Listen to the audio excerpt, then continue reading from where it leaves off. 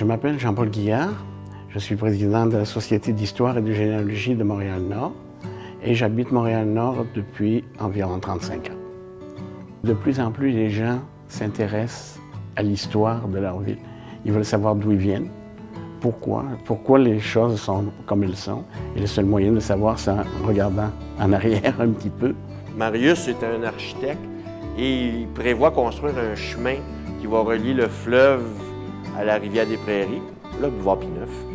La rivière des Prairies est très importante dans l'histoire de Montréal-Nord. C'était la principale voie de communication de l'époque. Elle a été découverte en premier lieu au deuxième voyage de Jacques Cartier.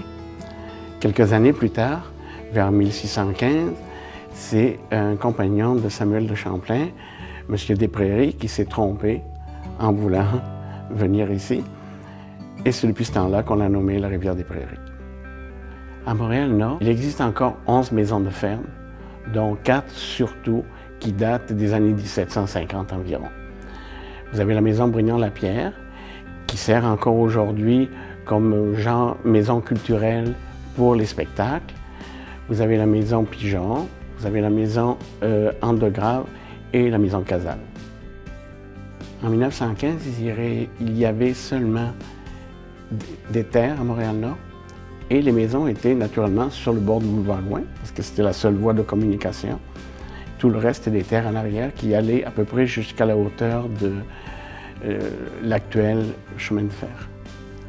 Le 5 mars 1915 marque la fondation de la ville de Montréal-Nord. En 2015, le centenaire de Montréal-Nord sera célébré à l'occasion d'une foule d'activités tout au long de l'année. Mon nom est Jean-Jacques Lapierre. La maison Brignon-Lapierre, c'est la maison de mes ancêtres. Mon père y est né, mon grand-père y est né. Mon grand-père, Alphonse, et puis sa famille vivaient ici. C'était des cultivateurs. C'était l'autosuffisance. On se suffisait avec la nourriture, avec les légumes, et puis même l'eau. L'eau, vous savez, on allait chercher de l'eau à la rivière. J'ai un porto ici, le porto original qui servait à ce moment-là. J'en suis très fier. Ils allaient chercher, ils faisaient leur glace eux autres mêmes. On allait couper notre glace. J'ai des grosses pinces à glace, là. On allait couper notre glace, puis on amenait ça. On mettait ça dans des remises, on donnait avec du brin ici. On conservait la glace quasiment en petit coin tout l'été. Il fallait conserver la nourriture. Tout le monde se connaissait et tout le monde s'aidait. Les cageux ont joué un rôle excessivement important sur la rivière ici. Les cages, c'était le bois qui était coupé dans la rivière, dans l'Outaouais, beaucoup plus loin. Alors, pour les transporter, le bois, on attachait tous les billots. On faisait des grands îlots, on attachait les billots pour les transporter. C'était tellement gros qu'on avait des maisons sur les cages où les gens vivaient là-dedans. Ils se faisaient à manger et tout. Alors, c'était extraordinaire. C'était une vie d'aventure pour les gens qui travaillaient là. C'était extraordinaire. Et c'est là que Joe Monfarand, qui était un leader, à un moment donné, a fait son nom. Le parc Léonard, c'était le parc central, au coin de Sainte-Gertrude-des-Coins. C'était le parc central, tout se passait là. À la porte de l'église, j'annonçais très fort à la sortie de l'église, n'oubliez pas ce soir, la soirée d'amateur. Alors, c'était suffisant, et puis le soir, c'était plein de monde. Mon nom est Michel Leduc, je suis né à Montréal-Nord en 1942. Je suis né dans la paroisse Sainte-Gertrude. J'ai toujours vécu dans la paroisse Sainte-Gertrude.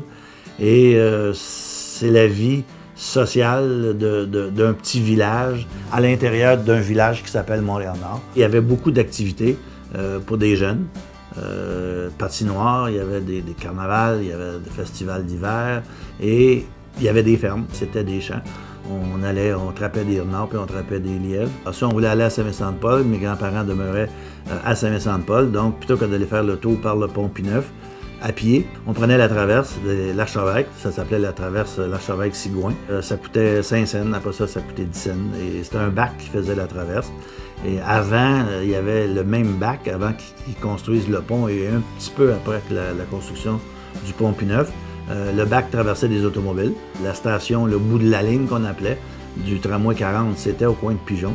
Et les gardiens de la prison de Saint-Vincent-de-Paul débarquaient.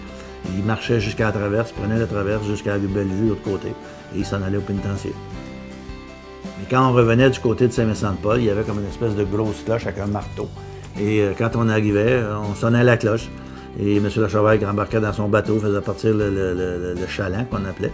Et c'était un petit moteur, là, pout, ça traversait la rivière. Et il venait nous chercher. On embarquait, on pouvait être une dizaine là-dedans.